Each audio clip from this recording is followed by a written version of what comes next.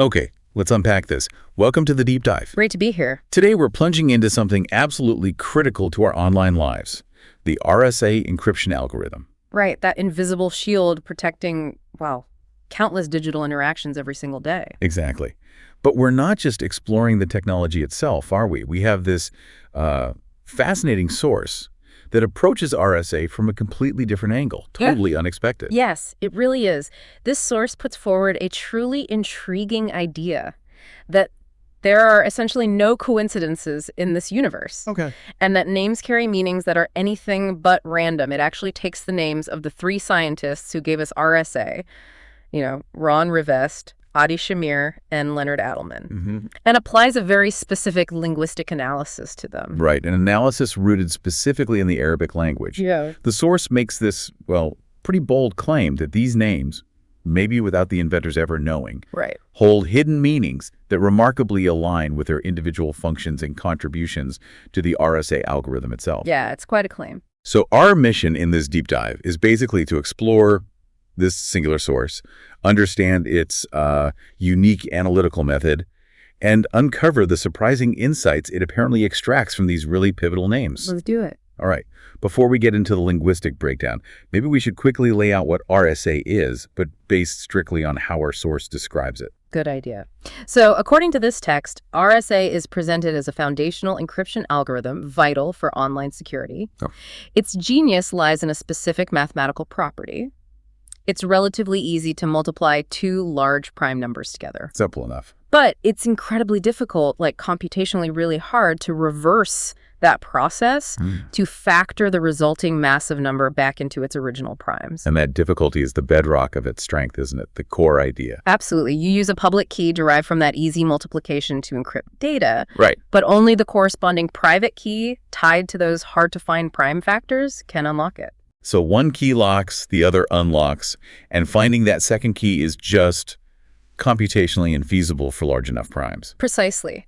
The source refers to RSA as the silent guardian for things like your banking information, other sensitive data we handle online daily, and it emphasizes that its security hinges on these properties of prime numbers and, the math behind them. And it was developed back in 1977, the source notes, by Ron Rivest, Shamir, and Leonard Adleman. Their initials, RSA, giving the algorithm its name, of course. And it stood out, didn't it, as one of the very first public key cryptography algorithms. Yeah, really groundbreaking at the time. It became widely adopted for securing data transmission. Things we see every day. Exactly. Powering things like the HTTPS and secure website addresses, digital signatures for emails, and the secure exchange of cryptographic keys online. Okay, so that's the technical backdrop of RSA, at least as presented by our source. Right. Now, let's turn to the heart of this really unique claim. How the source connects this fundamental technology to the very letters in the inventor's names through this specific linguistic approach. Yeah, this is where it gets interesting. The central argument, again, is that the names Rivest, Shamir, and Adleman carry meanings rooted in Arabic that, according to the source, strangely mirror their roles within the algorithm. And the author is identified. Yes, the author is given as Wahid Abu Israa, and the piece is titled something translating to Names as Keys to Understanding RSA. Okay. And it's built upon that core concept. Everyone gets a share of their name, and there is no coincidence in this universe. That's the guiding principle here. Wow. Okay, so how do they do this analysis? Yeah. The source must lay out some rules, right? It does. 4 fundamental rules for breaking down the names. This is where their method gets quite specific. All right, rule 1. The first rule, according to this text, is to remove vowel letters. Specifically, the Arabic letters alif, wa, and ya. The common vowel sounds or letters. Exactly. The source states they're removed because they supposedly alter the original structure of the word root being sought. They want the consonants. Okay, so step 1. Strip out those vowels from the name as it's pronounced in Arabic. What's the second rule? Second, it excludes a specific set of common inflection, prefix, or suffix letters. It lists them. He, wa, wam, mim, noon, kaf, ye, alif, lam, and fa. Wow, that's quite a list. Why remove those? Well, the source explains these letters are seen as merely changing or activating the root word rather than being part of its core fundamental meaning. They're like grammatical additions, not part of the semantic root. That's a significant filtering process. So you take the foreign name, Write it phonetically in Arabic, remove specified vowels, then remove this specific list of inflection letters. What's next? The third rule is pretty straightforward. Foreign names are to be written out just as they are pronounced in Arabic. You need to capture the sounds phonetically. Makes sense. You need the sounds to line up with potential underlying Arabic roots for the analysis to work, I guess. Exactly. And the fourth and final piece of the puzzle. The crucial step. Right. The fourth rule involves relying on a specific table of letter meanings. This table, the source states, is found in a text called Lisan Arabi Mubayyin, which translates roughly to clear Arabic tongue. Okay. And this work, according to the source, derives its letter interpretations from the Quran.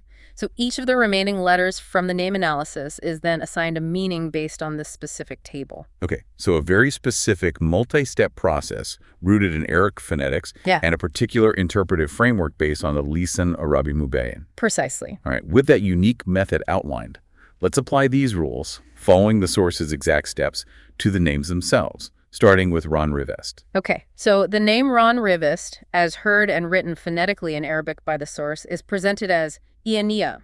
Rivest, got it. Following the first rule, removing the vowel letters, that's wa, ya, and ya, here from both parts, leaves us with the consonants ayo, ya. RNRFST. And then we apply the second rule, excluding the specified inflection letters. In this set, that means removing the noon and the tet. Okay, so N and T go out. That's right. After those removals, the remaining letters are boko, RRFS. RFS. The source then identifies the core root derived from this as either SAO, RFS, or SRFSH, noting the close phonetic similarity between the letters seen and sheen in Arabic. RFF, or RFSH. Now, referencing the source's specific table of letter meanings, what do those remaining letters signify? Right. So the sources table assigns the meaning vision to the letter O. Vision. Okay. The letter F means action or opening. Action or opening. And the letter S, seen sheen, is given the meaning secret or alternatively publishing or concealment. Secret, publishing, or concealment.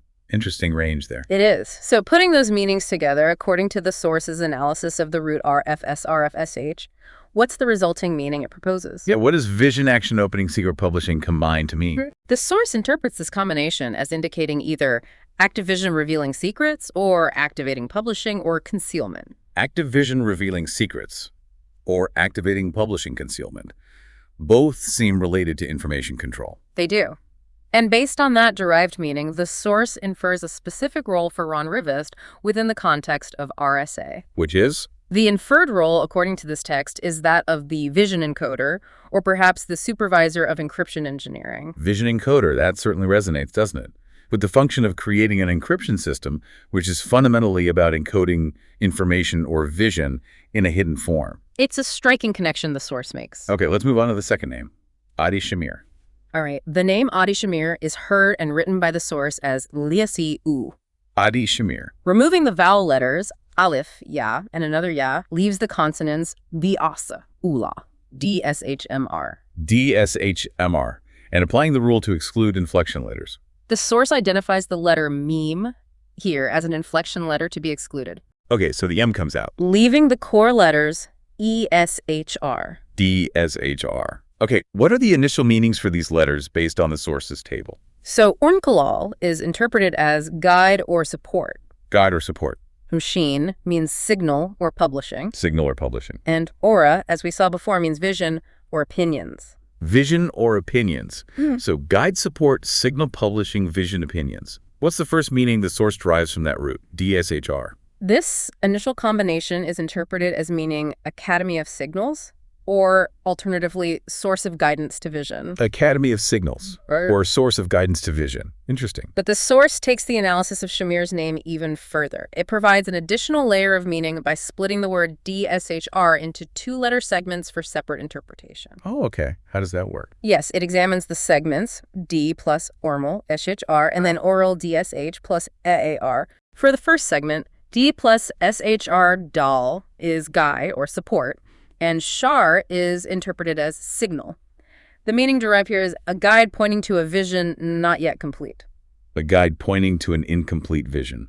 Then for the second segment, DS plus R dash is described in the source as meaning a hidden signal guide, and Ra is vision. Hidden signal guide. This yields the meaning an invisible signal or a delayed vision until the guide appears. Invisible signal or delayed vision. Okay. And intriguingly, the source then compares this sequence, DSHR, to a similar sounding Arabic word. Exactly. It compares the, DR, to the word you, RSD.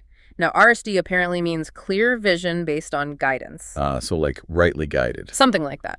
The source argues that by comparison, Dij inherently implies the absence of clear vision, precisely because there's a lack of guidance. It's like the opposite state. So drawing this multi-layered analysis together, the guide to incomplete vision, the hidden signal, the comparison to the lack of guidance, what is the source's final conclusion about the meaning embedded in Adi Shamir's name? The source concludes that the name expresses a state of unclear vision that is in need of a law or a system to correct or reset it. A law. Yes, and the text makes a direct connection between this linguistic meaning and Adi Shamir's actual contribution to RSA, developing an encryption system that essentially restores or establishes control over digital vision or access. Yeah.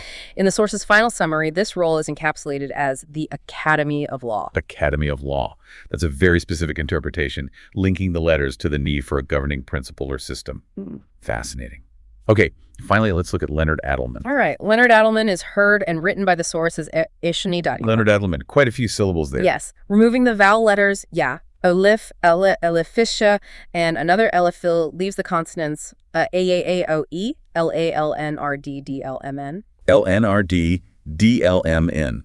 A lot of letters. Now, applying the second rule, excluding the inflection letters, lam, meme, and noon are on that list, right? Correct. Lam, meme, and noon are identified as inflection letters here. After filtering those out, What's left? the remaining letters give us the root I, R-D-D. R-D-D-D. Okay, what do those letters mean according to the sources table? We've seen R and D before. Yes. R, rar, again means vision.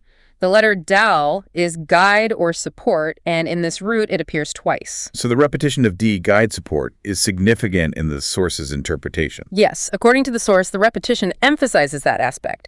The resulting meaning derived from the root RDD indicates either a vision judged by a guide or one who closes the circle of support. A vision judged by a guide or one who closes the circle of support. Okay. And based on that, what role does the source infer for Leonard Adleman? The inferred role is closing support, or perhaps sealing arrival. Closing support or sealing arrival. And in the source's concluding summary, this translates to him being the one who sealed the flow of access. Wow. So taking the names Rivest, Shamir, and Adleman, applying these four distinct linguistic rules, interpreting the resulting root letters, using their specific table, the source arrives at these remarkably defined roles. Yeah. Rivest, the vision encoder; Shamir, the Academy of Law; Adleman, the one who sealed the flow of access. Exactly. That's the breakdown according to this analysis. And the source weaves this all together in its final synthesis, doesn't it? Describing the RSA algorithm itself, not just as technology. Right, but as a kind of hidden law of perception operating in the digital realm. That's the phrase it uses. A hidden law of perception. And the claim is that uncannily, and perhaps without any intention on the part of the scientists, Their very names carried this encoded message that described their precise functions within the creation of this hidden law of perception. That's the core assertion. it's quite something. Does the source frame this as like magic or destiny? No. Interestingly, the source is careful to state that this analysis is not meant as divination or mythology. Okay. It proposes that these findings stem from the deep underlying structure of what it calls the clear Arabic tongue, the language itself, Right. which it believes possesses the capacity to store and transmit fundamental meanings through its roots and letters, even when applied to foreign names broken down using this specific method.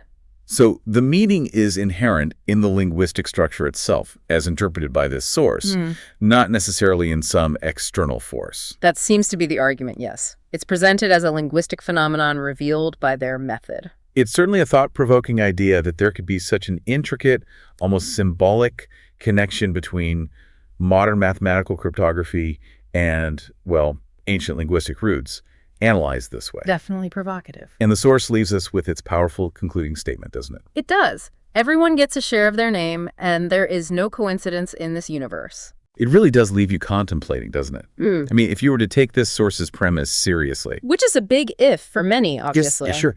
But purely playing within its framework.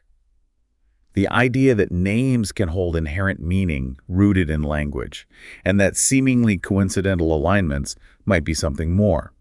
It makes you wonder, what other hidden laws or connections might be encoded supposedly in the names around us if analyzed through a similar lens?